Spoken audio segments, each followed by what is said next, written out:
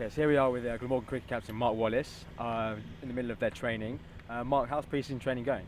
Yeah, it's been going well. We've been preparing for this season basically since the end of last year. So this is sort of the end build-up to what we're trying to achieve this season, and we go into, I think, our first game's in about 2 weeks' time now. So we're really getting to the crunch time now. What are your hopes for the county championship season? I think in the last few years we've probably underachieved a little bit as a side. So I think our real aim is to try and get some real improvement from where we've been. We've got a squad now that I think can really start pushing on towards winning trophies. So our aim is just to start to get a winning culture around the place. What have your views on the 2020 season? I mean, obviously how lucrative it is. Do you think there's a priority shift towards 2020 at the county championship nowadays? I don't think so, no. I mean, 2020 is quite a long way off from now. I mean, the county championship, if you ask players, is still the sort of thing that you aspire to win, to try and play Test cricket for England. 2020 almost sits alongside that. I mean, there's no power shift at all. It's just a different form of the same game, and it's certainly a form of the game that the players enjoy playing in. But there's certainly no prioritisation here anyway. How was the training camp in Spain the last couple of weeks? How did that go? Yeah, it was good. I mean, I just said earlier, this is sort of the culmination of our plans over the last 6 months. So to be able to get abroad into some warm weather and get some training in there for 5 to 7 days, it was great. We've been to South Africa and places like that in the past, but to be able to go somewhere so close as Spain is excellent, and good facilities as well. You've had a few overseas additions in the last couple of months. How do you hope to integrate them into the squad, and what do you think they can offer? We've just signed Michael Hogan very recently. He should be a very good addition. He comes very highly recommended from our other overseas player, Marcus North, who's obviously got international pedigree and has still got international ambition. So we're very lucky to have somebody like him on a reasonably long-term contract over 2 years, and bring in Michael Hogan as well. As a bowler, it should really help our battery of seam bowlers and take a little bit of pressure off our young bowlers coming through. Obviously, you've lost Alviro Petersen. How much of an impact do you think that will have? I think it will have some impact. I mean, Alviro is a very good player, an international standard player, and would have fitted into our lineup, very well. But I mean, Alviro, last year performed well for us, but there's no reason why whoever takes his spot, be it one of the younger local lads here, why they can't perform equally well. I mean, we've got a good balance now of Welsh lads and of players who've come in from elsewhere. So it's a real opportunity for somebody else to step up and take up that position. Generally, other counties tend to get a lot more overseas players in than Glamorgan do, who like to grow from within. Do you think that's a benefit or a hindrance for your team? I think neither really. I mean, I think that's probably a situation we've had in the past where we've tried to bring in as few additions as possible, and that's still the same. I mean, our aim is to grow Welsh cricket and Welsh cricketers as well. But the reality of that is to be competitive. You have to supplement it with players from elsewhere if they are available and they improve your side. I mean, we're lucky we've got some good additions into our ranks alongside the Welsh lads. So I don't think it's really an issue here. What about when you play county championship games? There's obviously very little in terms of crowds. Is that a hindrance to the players? No, not at all. No, I mean the crowds always get quite a bit of press really. I mean, county championship has never had big crowds really. Certainly recently anyway, and it doesn't anywhere else in the world. Their first class structure, but as players, I mean, you're so focused on the game that having smaller crowds doesn't really impact. I mean, 2020, it's great to play in front of bigger crowds, but that's more of a fast-paced sort of game. So now in the county championship, the crowds aren't an issue at all. For you personally, as captain and also as wicketkeeper, is there a lot of pressure on your shoulders, even game in, game out?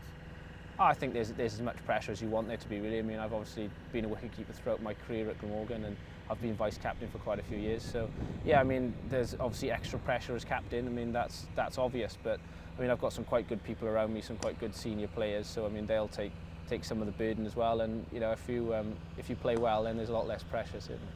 Do you think from your position behind the stumps, it's a lot more difficult to dictate the fielder placings and tactics when you're on the field?